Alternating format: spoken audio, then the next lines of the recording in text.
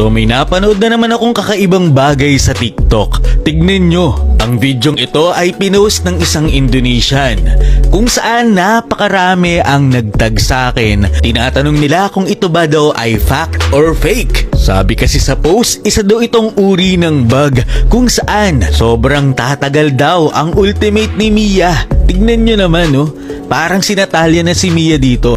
Aalamin natin kung ito ba ay fact or fake. Pero syempre, bagong lahat, kung di ka pa nakafollow sa ating page, baka naman, ire-remake lang natin kung paano niya ginawa ito. Umapak siya sa Cyclone Eye, nag-ultimate and then nag-frozen. Pero ilang beses ko itong sinubukan pero hindi gumagana.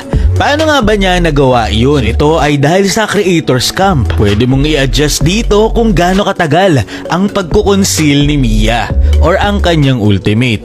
Tapos ang ginawa niya ay nagkunwari siyang may ginawang parang steps para ito ay magmukhang bug. Pero ang katotohanan, hindi naman talaga ito totoong bug. Ito ay Creator's Camp lamang. In reality, kahit mag-ulti ka lang dito, nang wala kang ginagawa na kahit anong steps, kahit hindi ka mag-frozen, matagal na ang iyong ultimate dahil sa Creator's Camp nga. Meron itong 5 million views sa TikTok, pero ito ay fake. So dahil napapag-usapan na rin natin si Mia, gusto ko lang malaman kung sino ba ang mga kayang talunin ni Mia sa sabayan. So naka full item kami dito, full damage, at yung isa naman ay merong defense item. Simulan natin kay Bruno. Si Mia ay isa sa pinakaunang hero sa Mobile Legends pero hindi siya masyadong nagagamit ngayon dahil mahirap siyang palakasin. Tignan natin kung late game, sino ba ang kayang makasabay sa kanya? Dahil alam naman natin na si Mia ay isa sa mga nakakatakot kapag late game na. Panalo siya kay Bruno. Try naman natin dito kay Clint. Parehas kaming may battle spell dito na Inspire. Talo sa damage item, try naman natin yung merong defense item.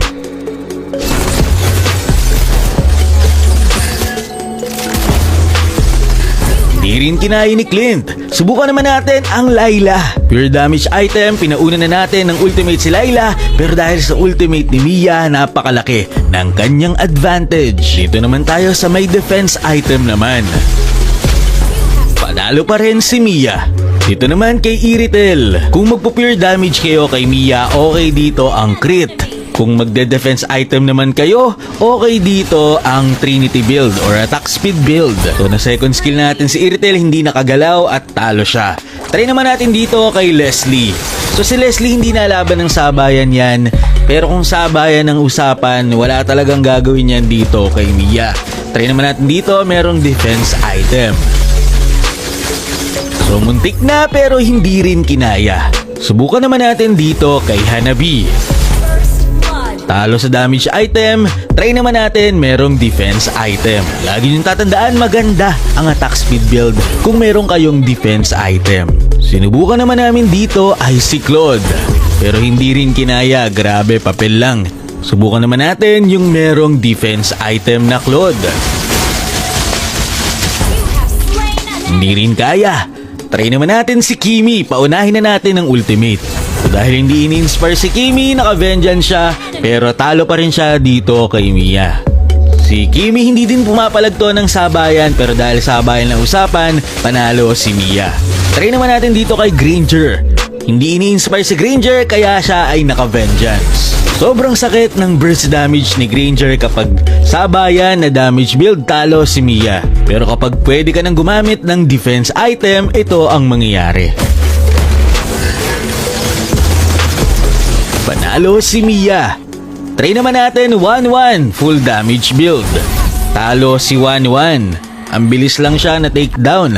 Pero kapag may defense item, ganito na ang magiging resulta. Pag nakaangat si 1-1, sobrang hirap na niyang talunin. Subukan naman natin dito kay Brody. Skillcaster siya, hindi umabot ang skill, kaya talo si Brody. Try naman natin merong defense item.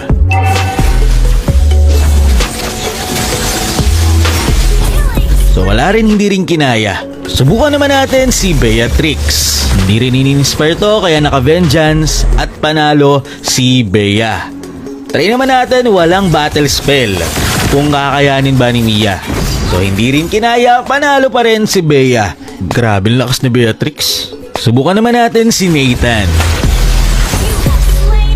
May defense item naman. Grabe, kawawa yung Nathan. Try naman natin dito si Edith.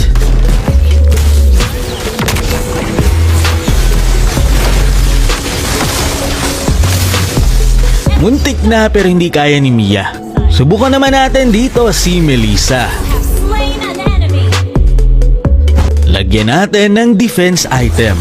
So dito kapag natulak ka ni Melissa, si Melissa ang mananalo. Pero kapag hindi ka naman niya tinulak, ganito ang mangyayari.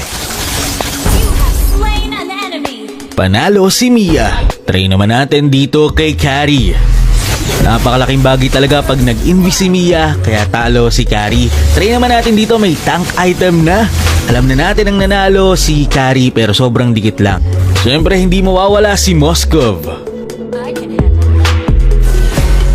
Pag na-stun ka ni Moskov, goodbye talaga.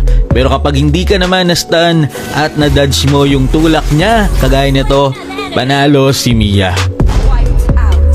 So try naman natin dito, may defense item.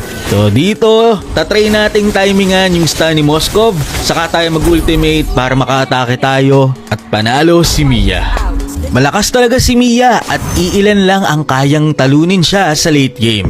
Ang problema, sobrang hirap kasi nitong palakasin sa early game. Kaya hanggang ngayon, kahit malakas siya sa late game, hindi pa rin siya masyadong napipik sa rank game.